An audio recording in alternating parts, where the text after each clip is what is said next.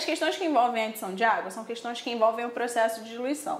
O que é um processo de diluição? A gente parte sempre de uma solução mais concentrada e vai adicionando água até que se obtenha, ao final, uma solução mais diluída.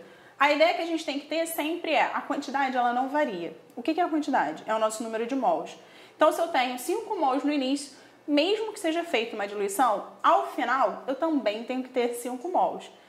A fórmula que a gente trabalha de diluição é molaridade no início vezes o volume no início é igual a molaridade no final vezes o volume final. Lembrando sempre que o volume final é sempre quanto você tinha no início mais o que você adicionou de água. Essas são as questões que envolvem água que aparecem pra gente, estão sempre num processo de diluição, certo? A questão fala o seguinte: diluição é uma operação muito empregada no nosso dia a dia quando, por exemplo, preparamos um refresco a partir de um suco concentrado. Considere 100 ml de um determinado suco em que a concentração do soluto seja de 0,4 mol por litro. O volume de água em mililitros que deverá ser acrescentado para que a concentração do soluto caia para 0,04 mol por litro será D. Então, o que a gente tem? Primeiro, parto de uma solução concentrada em que a sua concentração é de 0,4 mol num volume de 100 ml. Vai ser adicionado água, que eu não sei quanto é. Vou chegar ao final com a minha solução diluída numa concentração de 0,04 mol por litro e o volume final. Sempre no processo de diluição, a concentração no final é menor do que a concentração no início.